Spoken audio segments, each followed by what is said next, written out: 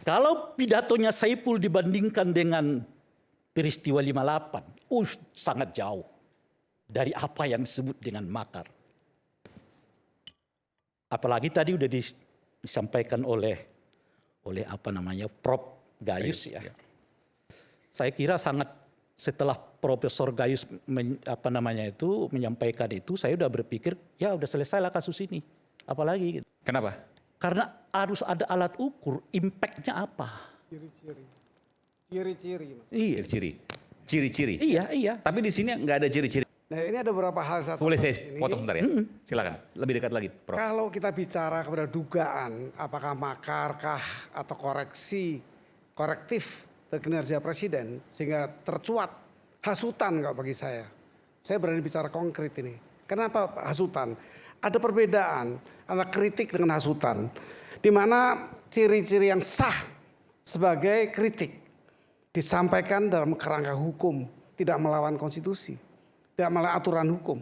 Itu ciri-ciri utama.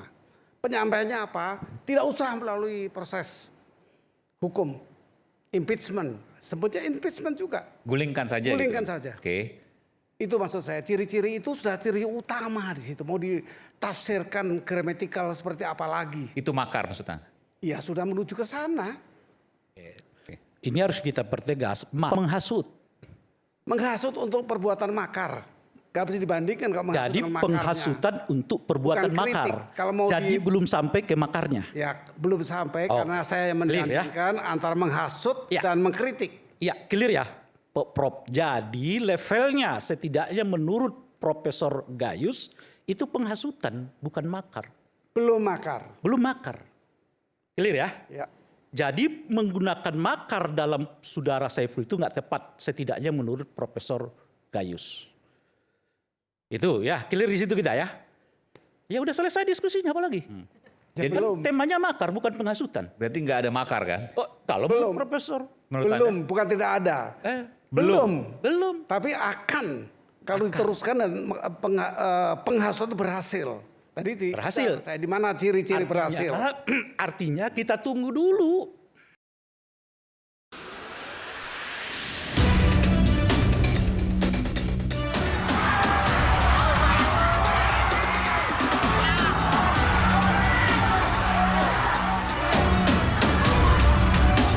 Keributan terjadi saat para mahasiswa terduga pelaku pelecehan keluar dihadirkan.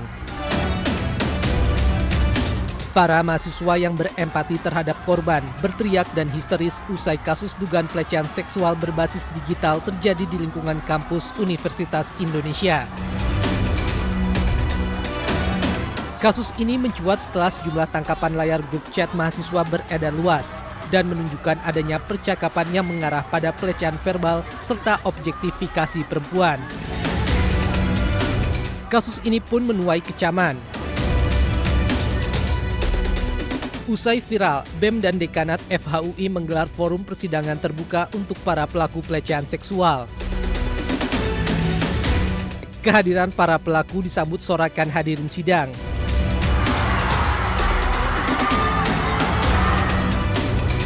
Mereka menuntut ke-16 pelaku pelecehan dikeluarkan dari kampus. Sementara itu, pihak kampus hingga kini masih melakukan penyelidikan.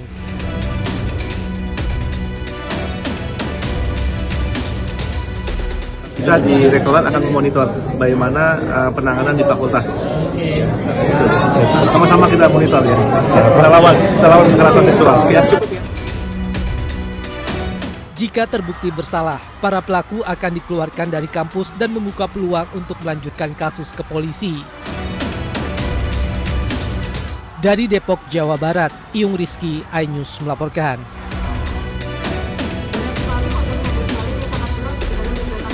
Mendesak Dewan Guru Besar Universitas Indonesia agar segera menggelar sidang etik untuk mengadili 16 pelaku kekerasan seksual secara transparan dan akuntabel.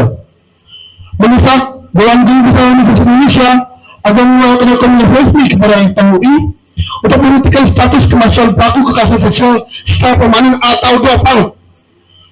Menuntut FHUI agar segera mengeluarkan SK pemberhentian terhadap 16 pelaku kekerasan seksual sebagai mengatur dan peraturan rektor nomor 5 1991 nomor 5 tahun 2024. 4. Mendesak Rektor UI agar segera mengusut tuntas seluruh kasus kekerasan seksual di Universitas Indonesia yang hingga kini pelakunya masih menunggu udara bebas di kampus kita. Ya tentu harapan kami di Komisi 10, pihak kampus harus betul-betul transparan, membuka ini semua kepada publik, agar apa? Agar tercipta keamanan, kondusivitas yang ada di kampus. Ini sekarang sudah tidak ada lagi rasa nyaman yang ada di kampus, sudah tidak ada lagi rasa aman yang ada di kampus, yang seharusnya kampus menjamin itu. Kampus merupakan tempat untuk mendidik, mempersiapkan generasi penerus bangsa ini. Maka karena itu menjadi wadah untuk mendidik, mempersiapkan generasi penerus bangsa, maka kampus harus menjamin bahwa keamanan, kondusivitas harus betul-betul terjaga dan betul-betul dijamin oleh pihak kampus. Ya tentu kami rencana sebelum reses akan memanggil rektor UI dan rektor kampus-kampus yang bermasalah, terutama terhadap kekerasan seksual, kekerasan verbal, kekerasan fisik lainnya. Supaya apa? Supaya ada efek jera. Tentu sanksi tegas harus diberikan. Di Permendikbudristek nomor 55 tahun 2024 itu sebenarnya sudah jelas diatur di situ. Mekanisme penanganan seperti apa, kemudian pencegahannya seperti apa, itu sudah jelas. Cuman kenapa ini bisa terjadi? Karena kita belum sungguh-sungguh menerapkan regulasi itu.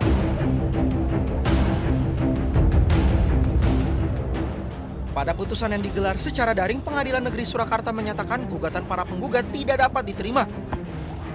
Gugatan dinyatakan tidak dapat diterima berdasarkan eksepsi tergugat.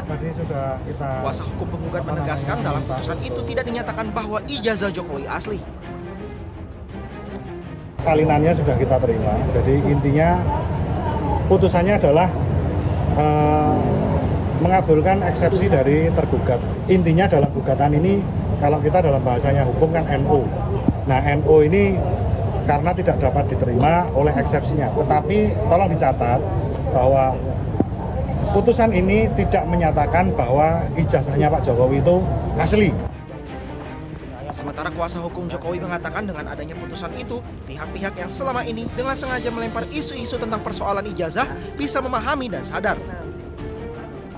Karena gugatan tersebut secara formal cacat, oleh karena penggugat tidak cermat dalam menyusun adanya formulasi gugatan CLS, maka sudah selayaknya eksepsi baik yang diajukan oleh kami selaku kuasa hukum Bapak Insinyur Haji Joko Widodo tergugat 1, begitu juga eksepsi yang diajukan oleh pihak UGM, Rektor UGM, Wakil Rektor UGM, ini dikabulkan oleh majelis hakim.